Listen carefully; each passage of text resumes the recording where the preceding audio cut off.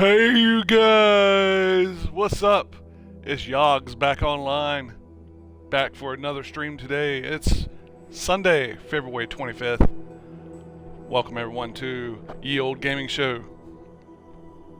Hope everyone's doing well. It's the end of the freaking weekend, and I'm your host Brian. Welcome to the show. Get the decencies out. You can find me on Twitch, Ye Old Gaming Show. Ye Old Gaming Show at gmail.com is my Discord. Ye Old Gaming Show is also my YouTube channel where I upload all the replays of everything I do. And of course, Ye Old Game Show. Ye Old Game Show is my Twitter. Please feel free to check whether I'm streaming live or not when you join in and chat. Don't like anyone to feel like I'm ignoring them when I'm doing a rerun and I'm not actually here chatting with everyone. So do make sure you check the status to see whether it's live or rerun on Twitch. You can also check my Twitter feed to see if I'm live or not, as I usually post there as well. It's Sunday, and that means one thing. It's pay-per-view night. We'll be getting into my Elimination Chamber predictions. WWE Elimination Chamber for those that are interested in pro wrestling. For those that are not, you're welcome to just join in and watch the game. Torment, Tides of Numenera. I'm going to screw that up about 30 times during the stream, I'm sure. Tides of Numenera. Okay. So, I gotta admit, I'm not a Torment player. I've never played, what was the old one? Torment Planescape, I believe. Something like that. Never delved into that. So this will be my first Torment game. I think there's only two anyway, this one and the previous one. As I understand it, and I don't know that it was a wise... Oh, crap, I forgot something. Let me get up and turn the... I don't know that it was a wise decision on my part to try to stream this game. As I understand it, there is a ton of reading. And being the gamer that I am and the streamer that I am, I typically try to read all the text out to you guys in case you're just, like... more so listen, not watching the stream or whatever. Also for those that enjoy storylines, I do understand it's a good story, but I understand there's a lot of reading, so not so sure how I can take this. We'll try an hour block, see how that goes, and then we'll see what happens after that. Especially since I'm still a little bit stuffy, a little bit hoarse from whatever's going around, so we'll give it a shot and see what happens.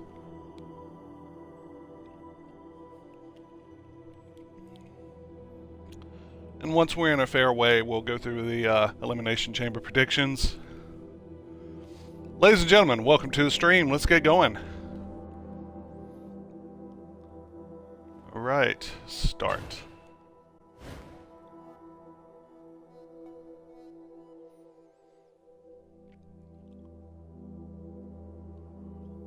This will be playthrough number 1, so I will be doing this exclusively for the stream, so this will be part 1 of the playthrough.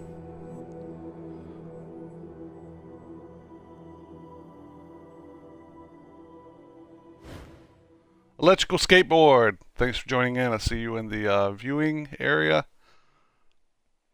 I appreciate it. Will I be male or female? I'm going to be male.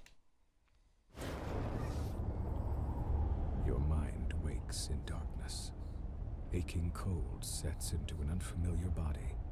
A distant howling surrounds you, louder with each passing second. Insistent and invisible hands slap and tear at the membrane that protects you.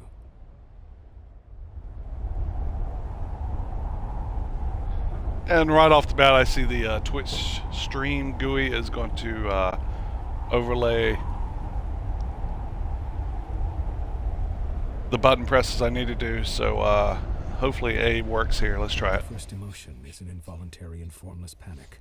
You feel you have forgotten something important, as if it once meant the world to you, but the details slip away as you grasp at them. You force your eyes open. Look at the body or look around? That is the question. You know what, ladies and gentlemen? Give me just a second. Let me, let's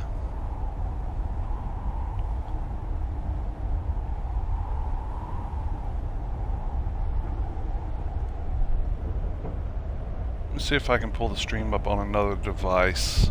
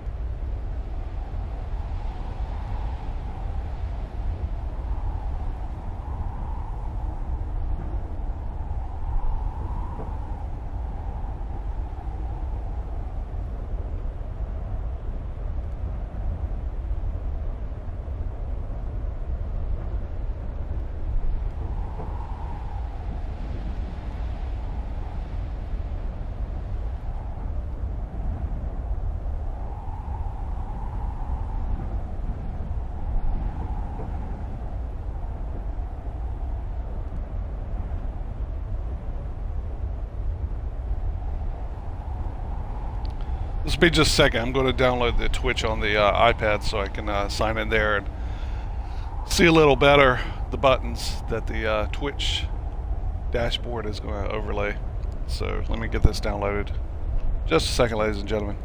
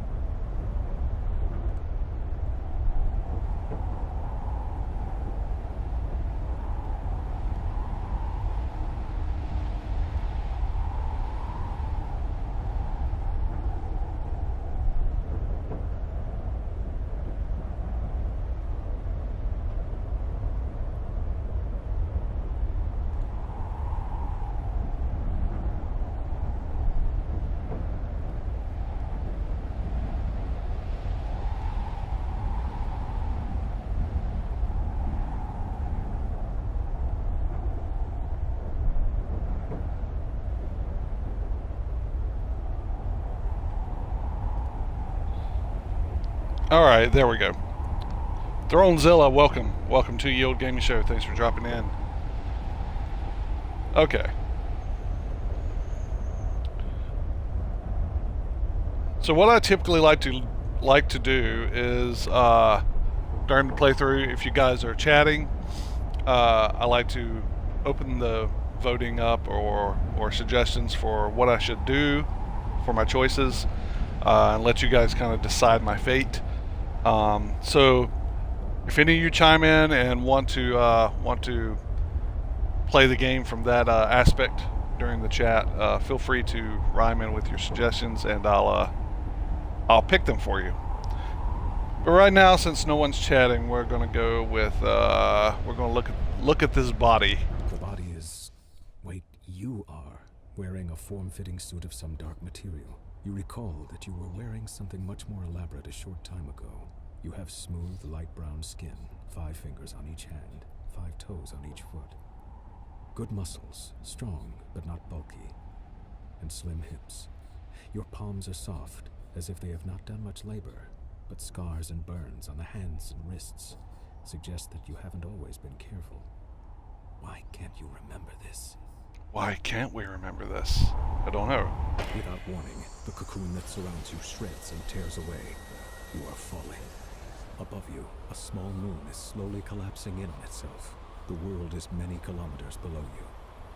Oh, kilometers. All right, we're going to do metric.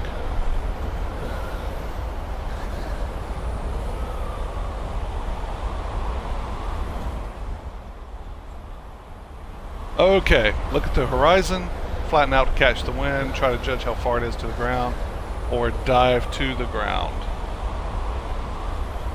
Anybody? Anyone?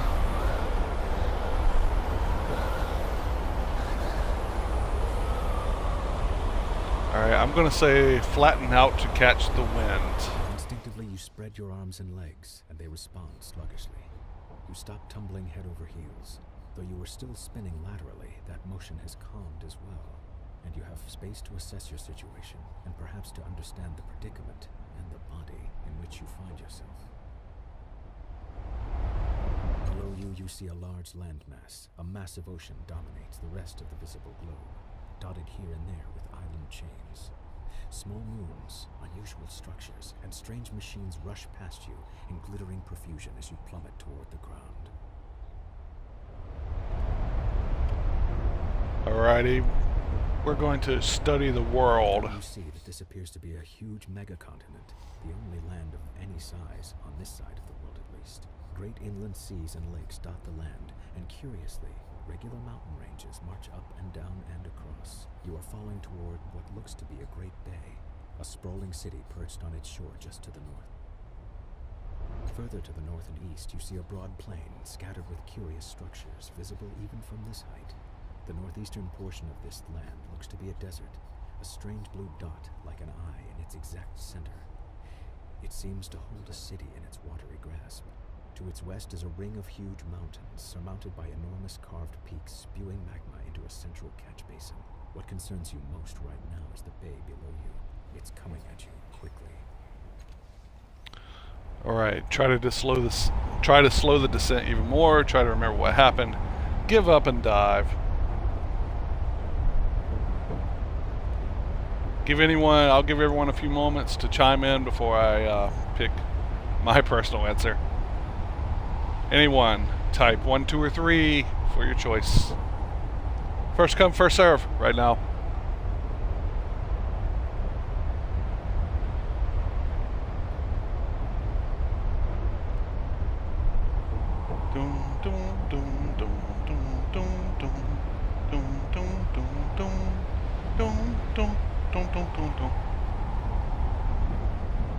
Alright.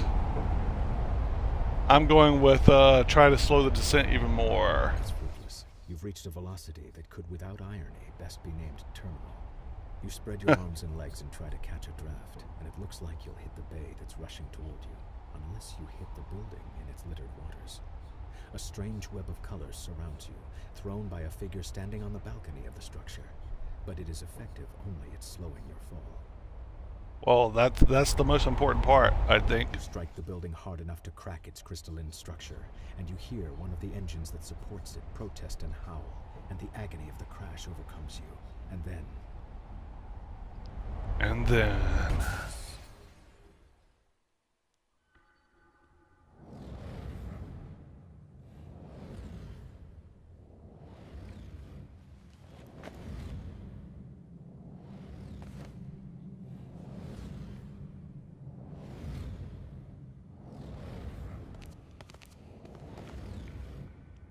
Holy shit, that's really dark. Okay. Interact. Examine. Metal waves roll over the floor below, sending vibrations through the soles of your boots. Damn, this is really dark. Really dark.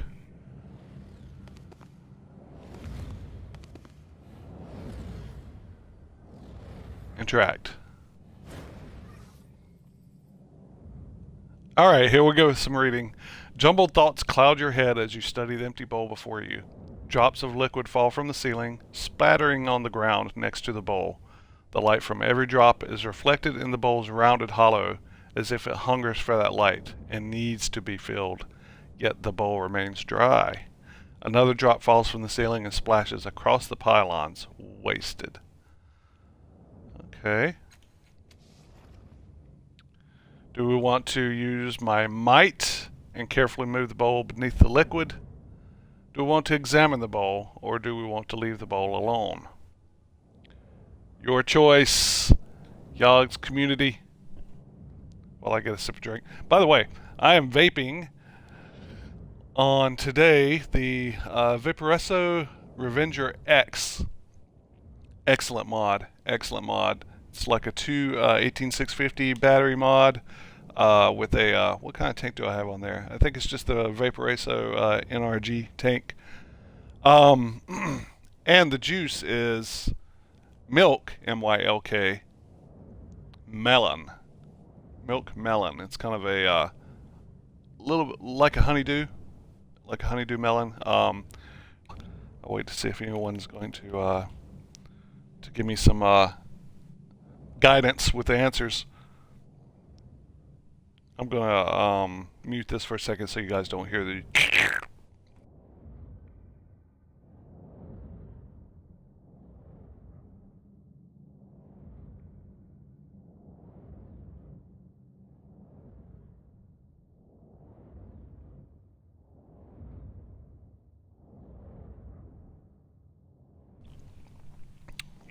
It's great. Melon is great. Alright, nobody's chimed in yet, so we're going to go with, I'm going to leave the bowl alone. Let's see what happens.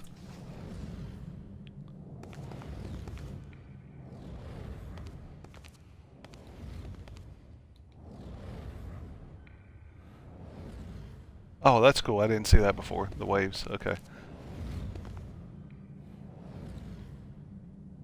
Alright, looks like I'm going to have to pick a choice. Brilliant liquid continues to drip from the ceiling, splattering on the ground next to the empty bowl. What are my, okay, no items available. What are my abilities? Hide. Attempt to become hidden. Cannot be directly targeted. Removed by most actions such as attacks and esoteries. Line of sight and distance from enemies. Affects the difficulty. Defended by willpower. Consumes movement. Okay. Can't use any of that. Alright, let's examine the bowl. You trace your fingers over the slippery overlapping scales that spiral up from the bottom of the bowl. The sharp-toothed rim plucks at your skin. It's going to be tricky to move this bowl without slicing your fingers on the edge. You might have to put some effort into it. Reflected light streaks across the surface of the bowl as another droplet falls from the ceiling. Alright, looks like I'm going to have to move it. Or examine the bowl again. Let's examine again. Yeah, okay. Linger in the... the slick overlapping scales have sharp, hungry edges that nip at your flesh.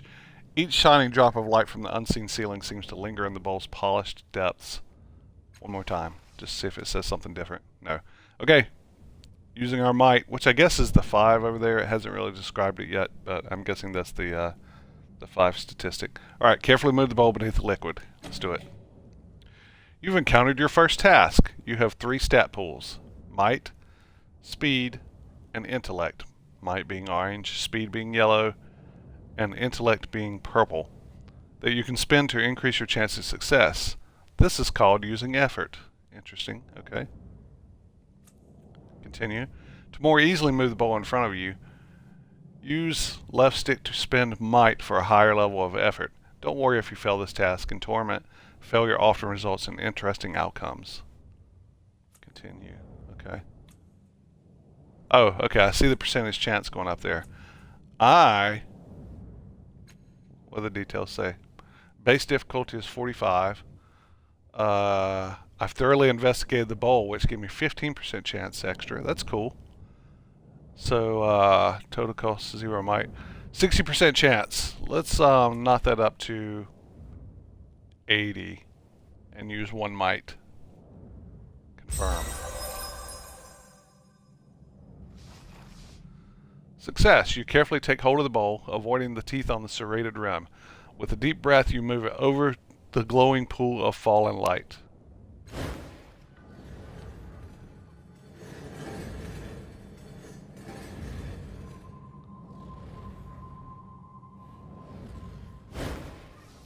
Pretty. Drop by drop, the bowl fills, ripples spreading over the blurred outline of your reflection. A pale blue luminescence stretches into the corners of the room. Okay. A clear radiance spills across the segmented floor, washing away the nearest shadows and pouring into your mind, melting the ragged edges of your fragmented thoughts.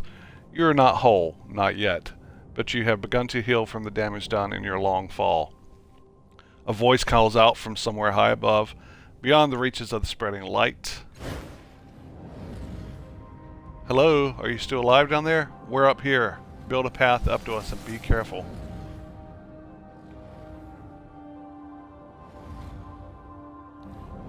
Ooh, now I got a little radio menu, okay. So right stick zooms, okay. Perfect.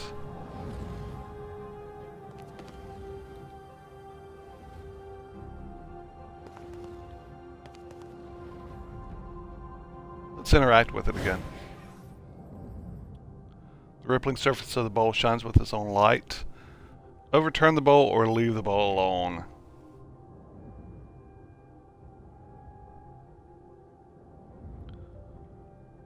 We're going to leave the bowl alone.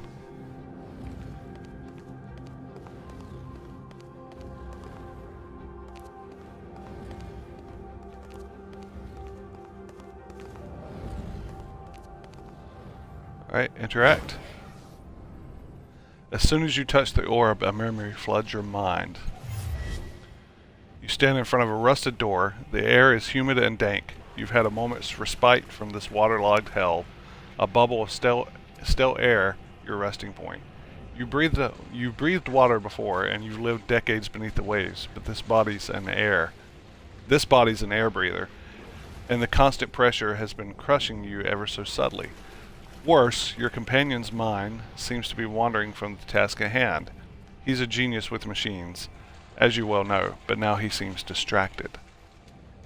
The device in his hands is covered in knobs, wires, and antennas. He believes it can get the two of you through the corroded door, but he's merely staring at it. Perhaps he's lost faith in his invention, but that's hardly your concern. This mission cannot be delayed. It must proceed. Alright, we've got three choices. Deceive him by telling him that you've heard sounds of pursuit. Threaten him until he returns to the task at hand. Or this is taking too long. Cast a spell and esoteric to fix the device yourself.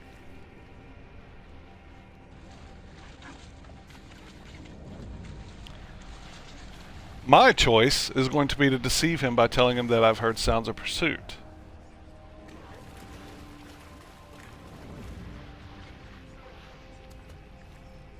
Anybody want to pitch in for their choice?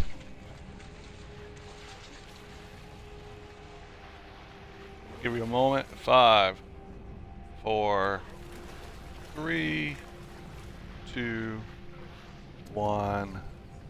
Alright, let's deceive him. Your words echo clearly, and he looks up surprised as you cut through his indecisive gaze. He grimaces and says, "Alright, we'll be through the door before they catch up." His fingers make minute adjustments to the knobs and blinking levers of the device, and the stale air of your bubble freshens as the door swings open. A dark hallway lies beyond, a passage that links the water-bordered cells and the aquatic viewing areas. What you seek lies there.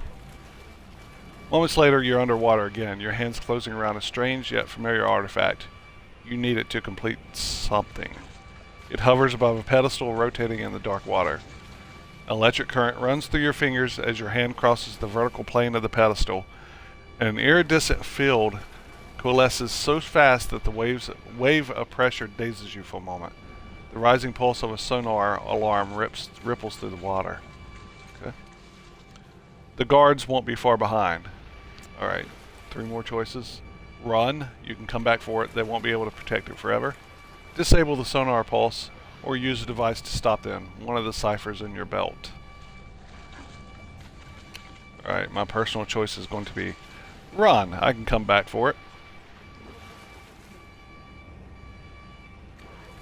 Any pitchers? Anybody want to pitch in?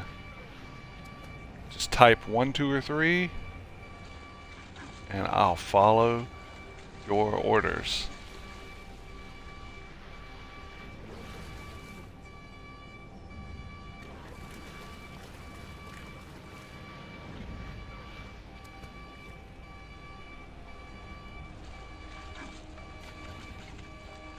Give you a moment. 5, 4, 3, 2, 1. We're going to run. The water is crystal clear around you as you kick away from the pedestal. Your companion hangs motionless in the water, too far for you to reach before the guards arrive. You stroke for the hallway through which you entered, and emerging into the air, you race for the great door. The sounds of something breaching the surface behind spur you to greater speeds, but you fear you're not fast enough.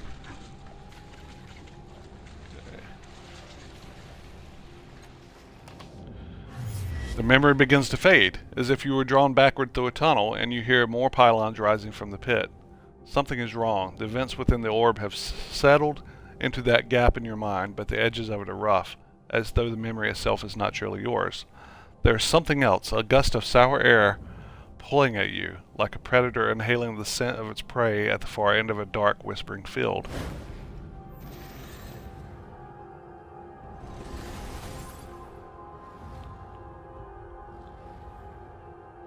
Ah, can I move? Yeah. Alright, somehow that lifted another platform for me. I don't know why. Let's examine. This mirror looks strange, as though what you see in it is real and you're the reflection. Can I get to it? No. The light around the door's frame dims and flares, like roaring fire in high wind. Okay. Examine that one. No sign or symbols tell you what might be behind this enormous door. I can't read that. A dull chill radiates from its bronze segmented surface, and the thick metal wheel seems frozen into place. Let's look at this one. Countless scratches and wounds mar the surface of this door. Someone made a great effort to get inside, to no avail. Okay.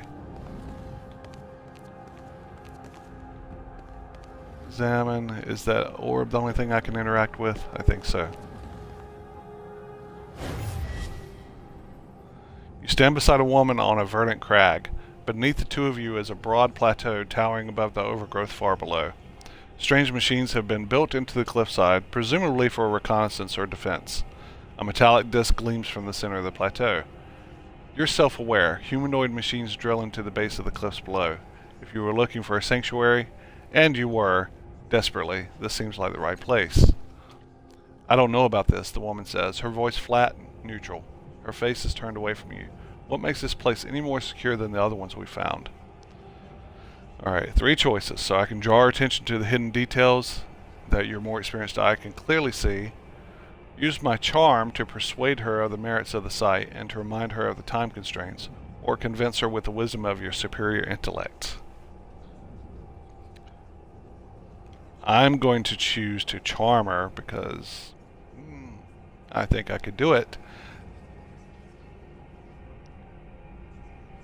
Any votes in the chat? Any votes at all? I'm at your will.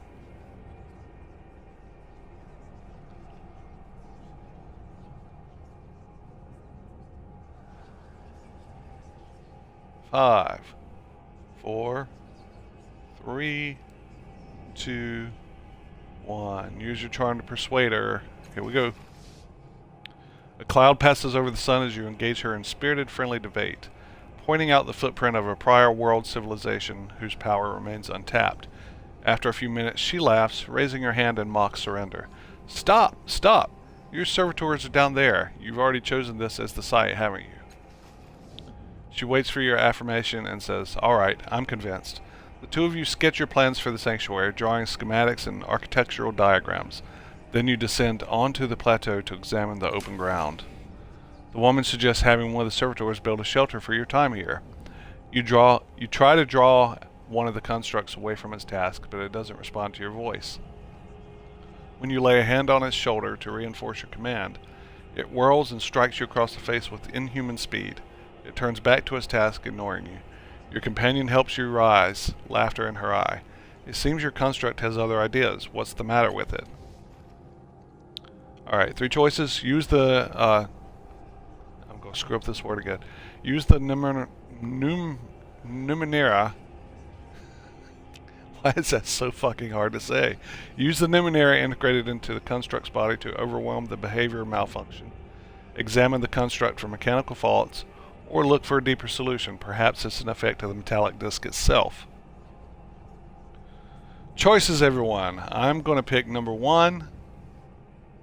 I'm going to use the Numenera integrated into the construct's body to overwhelm the behavior malfunction.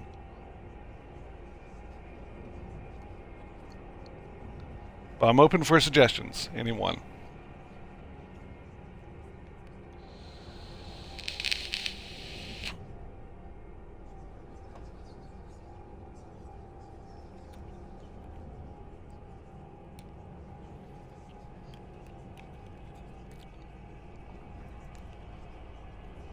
All right, 5, 4, 3, 2, 1.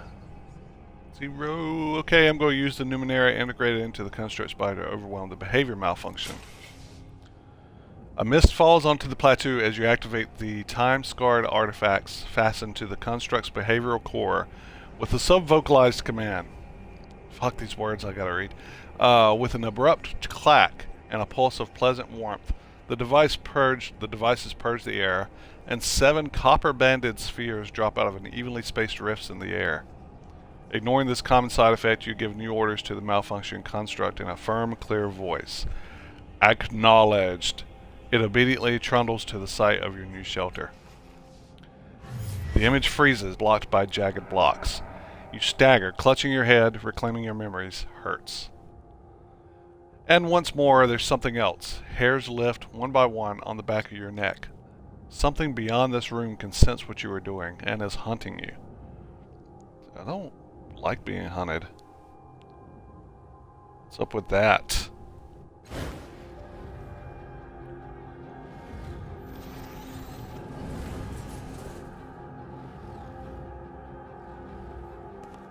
Okay, I guess I'm going to another glowing orb.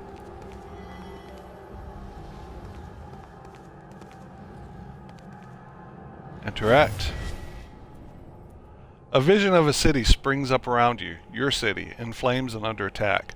Her defenders have fought and died all day, and still the attackers keep coming. They fight as if your destruction were demanded of them. They care for nothing but mercy, surrender, or plunder. What they want is blood. But you have brought a keen-eyed companion to the top of the tower.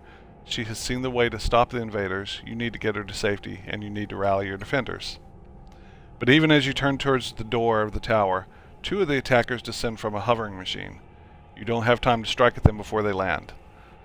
One is brutishly large, his weapon a vibrating axe. The other is slim, sheathed in glassy armor, and holding a hilt with a sizzling invisible blade. Your companion backs away, she's too young to help.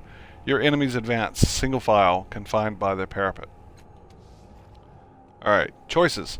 Trade blows with the giant, you can handle it for at least a strike or 2.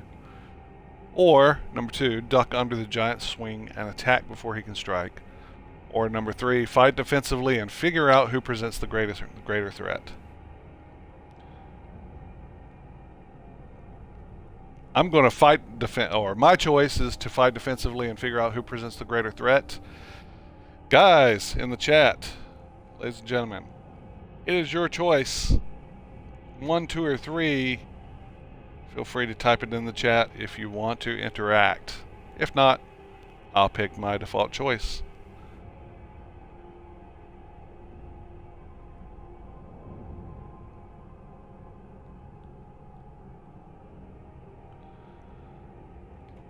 My fate belongs to you.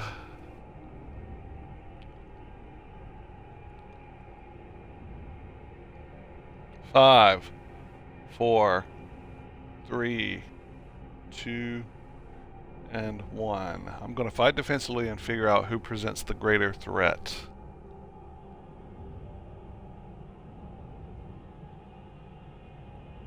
How much of a delay am I on?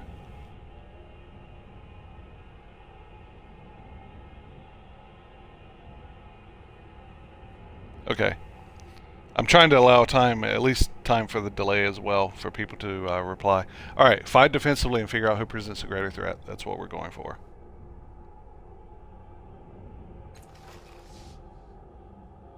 The memory seems crystal clear. The giant is menacing, it's true, but the invisible blade of his companion is more worrisome still.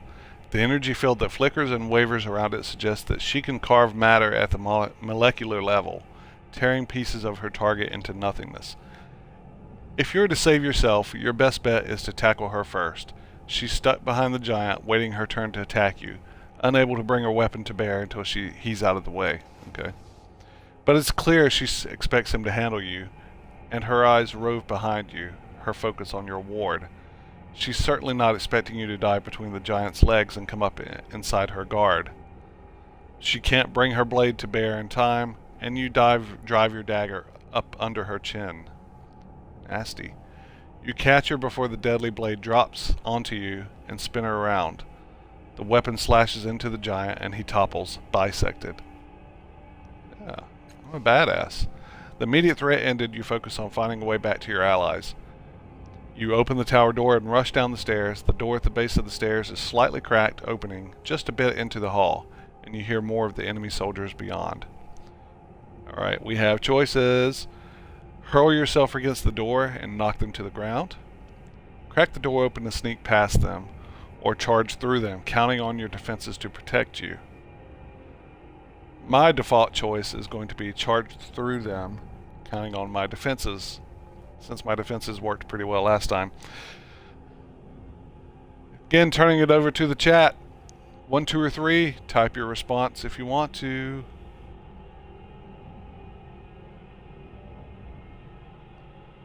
Give some time for the delay to catch up.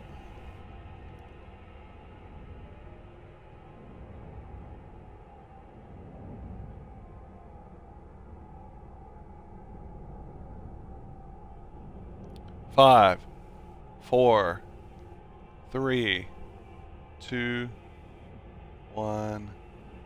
All right.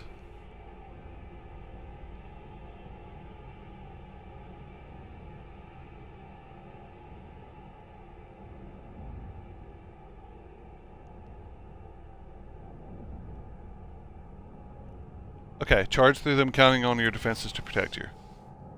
You charge through the dim shadows and burst through the doorway, ramming into the nearest soldier. He falls, and you rebound nimbly off him, only to take a direct hit from his companion's blade. The impact launches you down the hall, just as you'd hoped, though the blows make your ears ring. You come to your feet and race on, ignoring the mild ache in your chest. Projectiles skip and spark off the walls around you, and you barely feel the single desperate bolt that deflects off your reinforced backplate.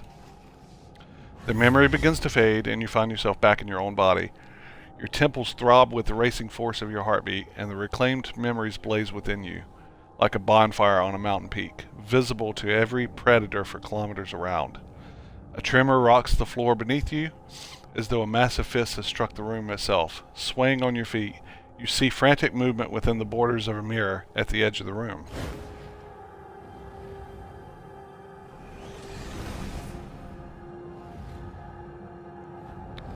Now I can get to the mirror, okay.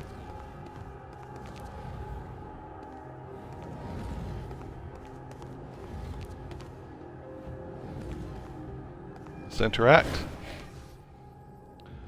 The border of this mirror is lavishly decorated with a dizzying number of interlocked symbols, daggers, masks, paintbrushes, amulets, and more. But that's nothing compared to what you see in the glass. You see a vast crowd of people, exact doppelgangers of you, shoving, arguing with, and fighting each other. Most are drab imitations of you, but a precious few are vivid and pull at your attention. Each of them bears an intricate pentagonal tattoo on their head. In their eyes, their actions, you see the memories you discovered within the orbs, and the choices you made, shining like distant stars. Your hands twitches at your side, and though some of the bright doppelgangers ignore you, an even smaller number will immediately turn to you, waiting for you to choose them and learn what you might become. A rumble shakes the room, and a slow vibration spreads from the darkness below, rippling towards the ceiling. Alright, 5 choices. Point at the one with the charming smile. Point at the one with the clever eyes. Point at the doppelganger observing all the others. Point at the strong-willed one, or step away from there. Alright, so we probably got 4 choices here, really.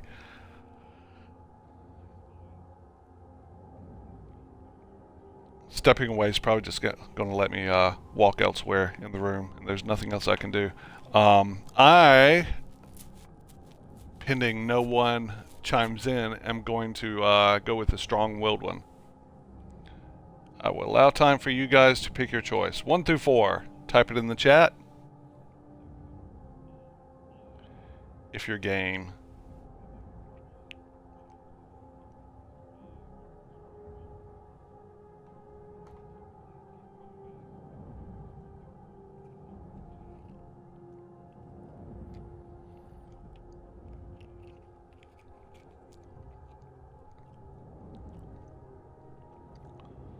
Speaking of, I'll be doing my WWE Elimination Chamber predictions. In about 15 to 20 minutes.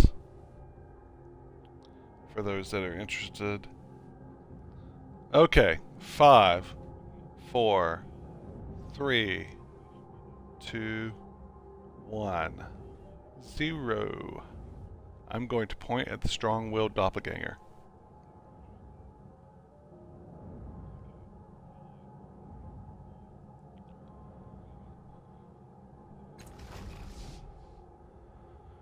It reaches the other side of the mirror and touches its side of the glass. The surface blurs and a vision unfolds before you. The doppelganger is shackled at the center of a vast arena, beneath the hulking shadow of an executioner. Unbowed by the jeers of a savage audience, the doppelganger speaks forcefully, frighteningly of what will come after its death and the consequences thereof. The mob shouting dies, one voice at a time. Then, in perfect silence, the doppelganger meets the executioner's eyes. Trembling, the brute swings his axe and severs the doppelganger's chains, setting it free. The arena fades away, replaced by the squabbling group. The strong-willed doppelganger lowers its hands and awaits your decision, its chin high and proud. And we're going to go ahead and go with yes, this is who I am. The remaining doppelgangers scatter for the edges of the mirror and vanish. Your chosen identity steps forward. Its appearance changes as it steps out of the rippling glass. Its face reflects confidence and cleverness. Shadows of weapons flicker in and out of its hand, and a few devices shimmer on its belt. You get the feeling you, would be comfortable in a variety of situations. The word Jack sounds out in your mind. I gained a descriptor, strong-willed, okay. Your doppelganger continues walking, stepping into you, filling you, making you whole. Your decision rings out into the cavernous room, awakening and unlocking vast mechanisms behind the walls. Suddenly, a grotesque noise rings through your shared worlds, like a bell if bells could rot. Something is coming. I restored my might pool, okay. The mirror fades, leaving a dark open doorway. You take a deep breath and step through.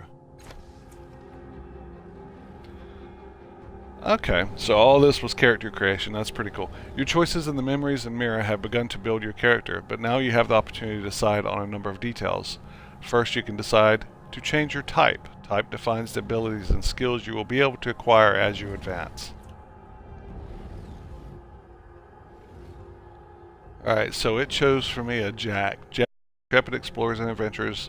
They're jacks of all trades, hence the name.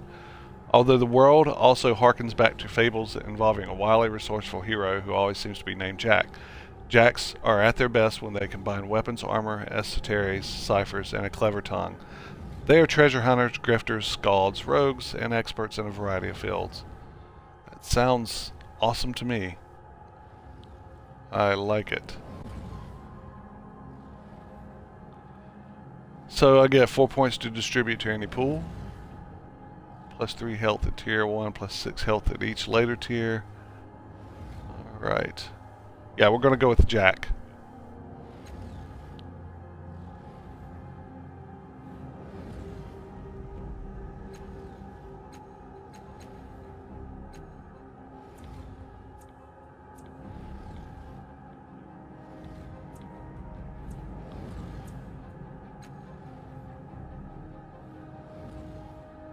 Okay, what do I do now?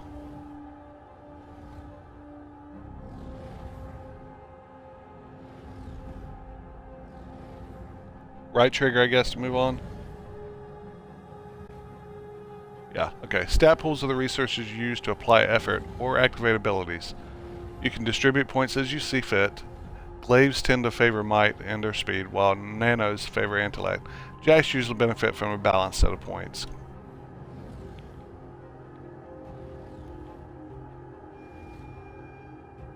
Okay.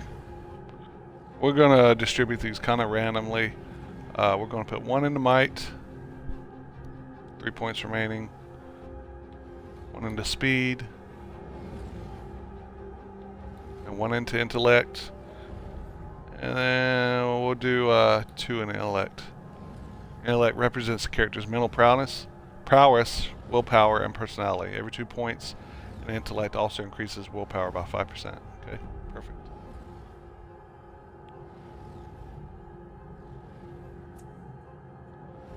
Abilities unlocked by your type can be active actions, such as attacks or spells like a spell like Esoteries, or unique passive effects. Okay, 2 points remaining.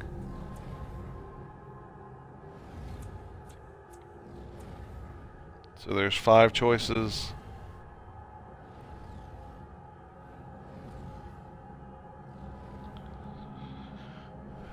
Practice in armor. Gain 3 speed, armor cost reduction, 3 might, armor cost reduction. Reduces the penalty to esoteric attacks incurred by armor by 15%.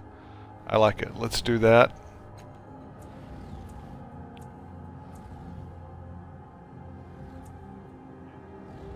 And 1 point remaining. Let's put 2 in that. Oh, that takes it away. Okay. I gotta pick one of the other 4.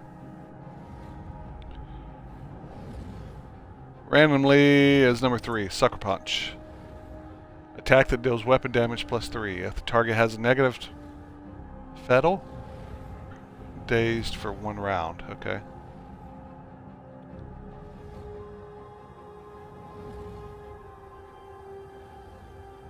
Wi-Fi fair. Taking advantage of your opponent whenever you can. You know they'd do the same to you if the situation were reversed. Okay. I like it. Let's do the Sucker Punch. Alright, that's all my points there.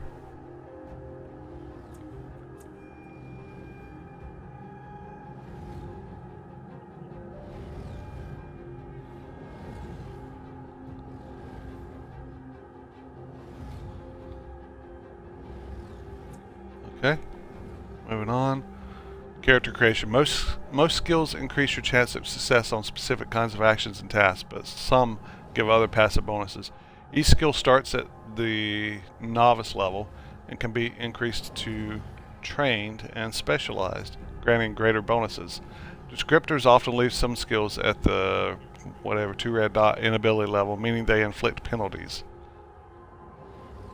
When upgraded, these return to the novice level. Oh, okay. So these are penalties. So I've got a penalty with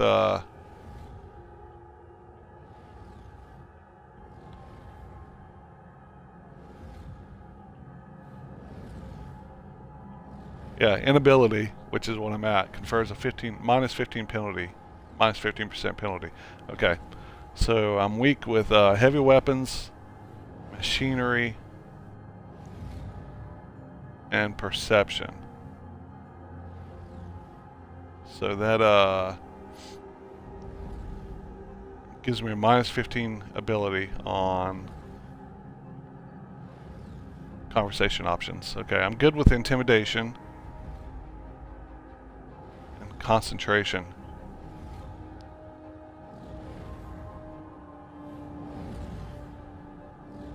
Okay.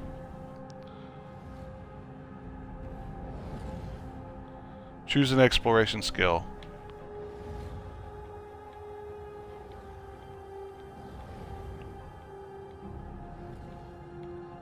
Looks like we got 17 choices.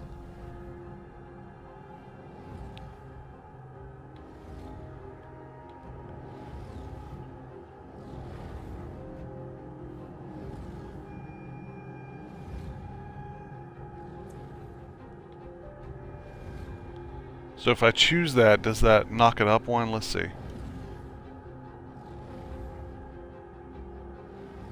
Yeah, okay.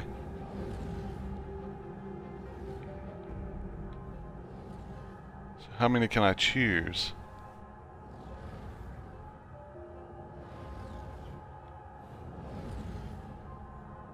What if I want to knock that up one? Do I get to do that too?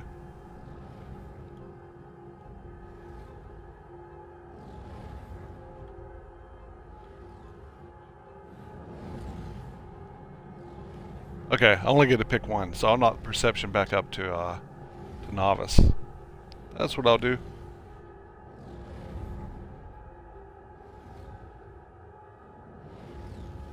Only glaives receive training in weapon skills. Okay, so I don't get any there.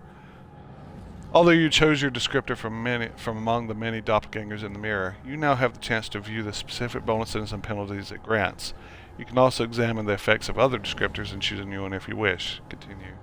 I'm not going to change it.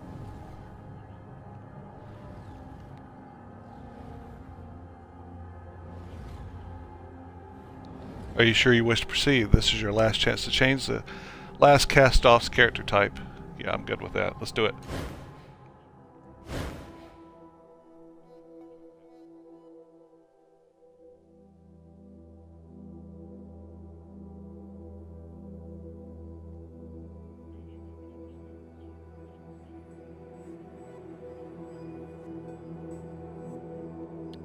All right, interesting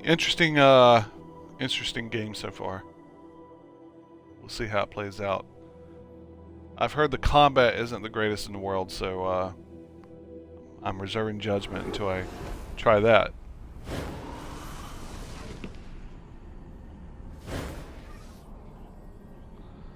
The Spectre. Everything about this spectral figure seems dreamlike. He is a hazy silhouette who seems to be made of blue glass smoke. He wears stylish, well-cut clothes. His handsome, bearded face seems hauntingly familiar. Though you've never seen him before, he breathes a sigh of relief when he sees you. So, the Spectre says, "We weren't sure that would work. We pooled our strength and channeled it through me to reach you, to wake you up." He glances at the other figures here and frowns unhappily. "It took more out of them than we thought. The other reflections, they're more like shadows now."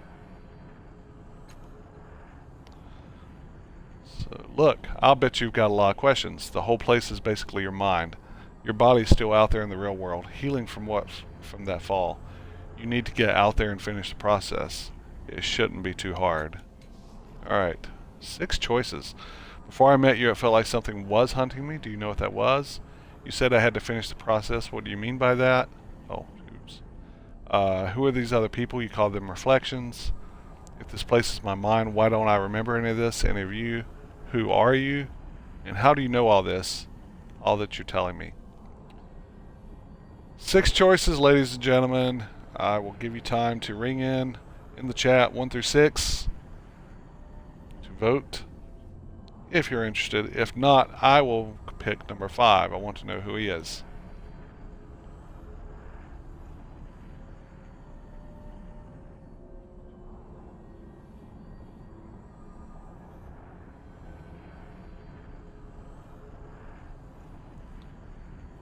Give you a little time.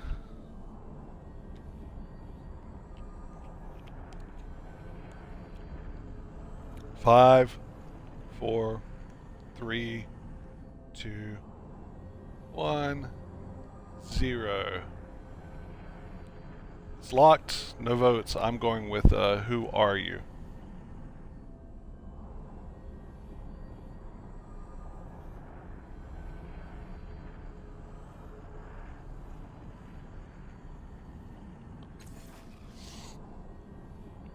The Spectre says, "I'm..." He pauses and looks down at himself, considering a long time before answering. "I'm you. I'm a part of your mind. A splinter. I was waiting here for you. We called you with the memories of the others who were here.